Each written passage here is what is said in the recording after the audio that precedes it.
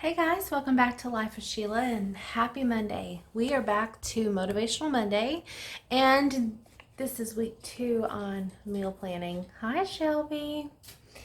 Last week we went back to basics. This week we're going to talk about making a plan and sticking to it. All right, this week we're going to talk about three things to help you stick to it. The first thing is to make a plan. Make a plan. Where to begin? Where do we begin to make a plan? We begin at deciding what we're meal planning. For me, as you guys know, I shared mine last Friday when I shared my grocery haul, and I always plan supper. That's the one meal everybody's home. That's the meal that I enjoy the most personally. And it's the meal that's not on the go.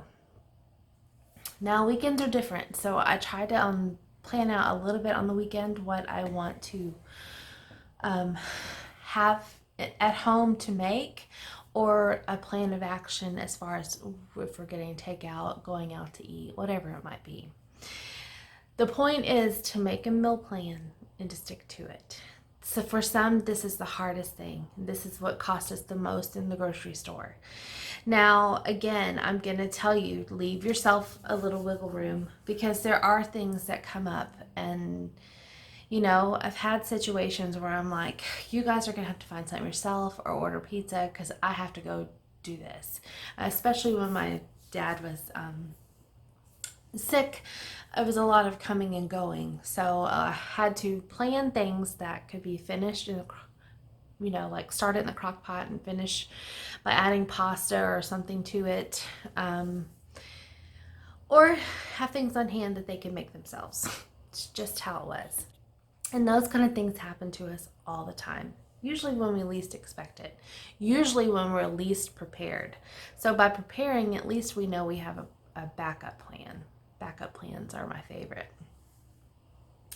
So if you just begin by planning your one meal a week, no, one meal a day for a whole week, plan out what it is you want to make. Like I said, I always plan supper. So for us, I like to rotate things. Like, I don't have a week that's all chicken. I try to break it up between beef, pork, and chicken, sometimes fish, sometimes even meatless. And having that in kind of play helps keep variety going and keeps boredom away, which is nice. My second biggest tip for this is to involve your family. Involve your family. Maybe ask each person in your household what they would want to eat that they haven't gotten to eat for a while. I usually ask my husband what he's been having a hankering for dinner, for supper. And a lot of times he's like, I don't know. I can usually go to the twins and say, listen, what is something that we haven't had for dinner in a while that you would like to have? Sometimes they'll pop out something, and a lot of times it's, hey, let's have Taco Bell, or hey, let's have pizza, or whatever. And if it's in the budget and in our schedule, I will sometimes fit that in. It's usually a weekend thing. Usually. But I do like to involve them because they're eating too. I'm not just cooking for myself. And so if I cook just the things that I liked, then I would be the only one happy. They would be a little unhappy at times. So I like to have their input to know what to serve. And the third biggest and best tip that I have is to try something new. Go to Pinterest. I like to go to Pinterest and in the search bar put copycat, whatever it might be. Especially if they say, hey, look, we haven't had Taco Bell in a while, or we hadn't had this. So, one of them loves to go to Texas Roadhouse. So a lot of times I'll put in copycat Texas Roadhouse recipes and different things will come up. And that's always new to try and say, hey, listen, we're not going to go eat, but I found a recipe and we're going to try and make it at home, see if it's just as good. And that gets them excited. And I don't know. It is very nice. Trying something new always kind of sparked creativity in me.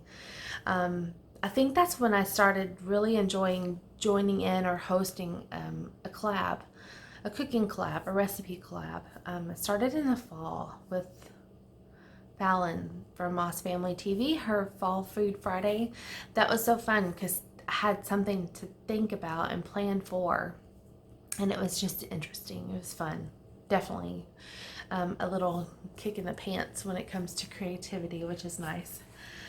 But again, I also, there's Mandy in the Making. She does a video every Friday here on YouTube, and it's what's for dinner, and she shares three recipes, and it's usually supper recipes, which are great because that's what my focus is on, finding something new. Sometimes I'll dig for breakfast because I'm not a big breakfast eater, but my husband loves breakfast, especially on the weekends. So I try to go find maybe a new breakfast recipe, and that's always fun for him because he gets breakfast cooked for him, and I get to try something new. So we kind of both get something out of it.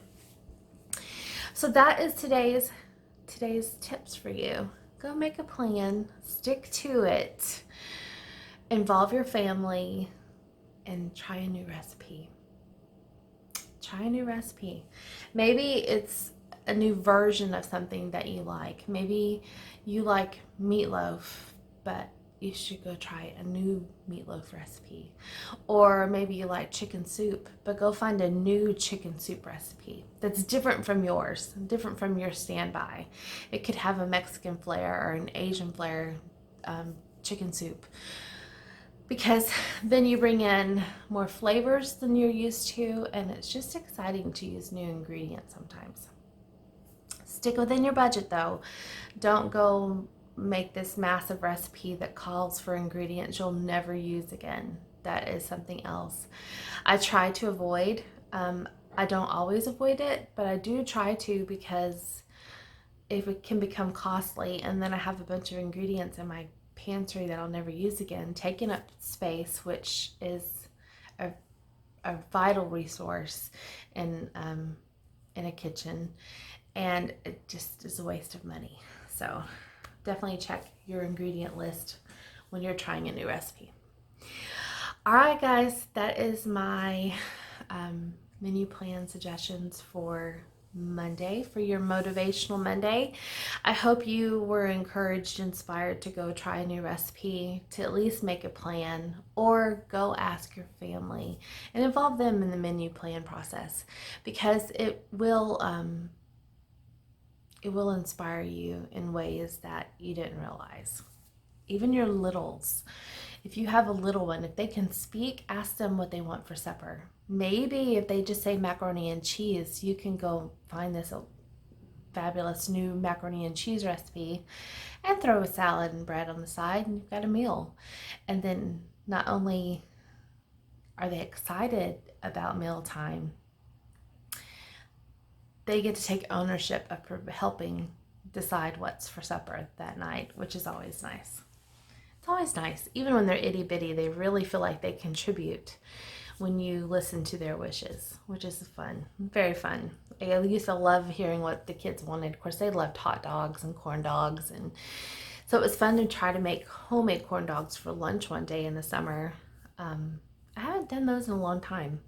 Or corn dog muffins. That was always fun. Anyway, get in that kitchen, have a good time. I'll see you in the next video. Bye. Come to the water where you will find peace. Take a step into the river. Get down on your knees. Come to the mountain. Well, take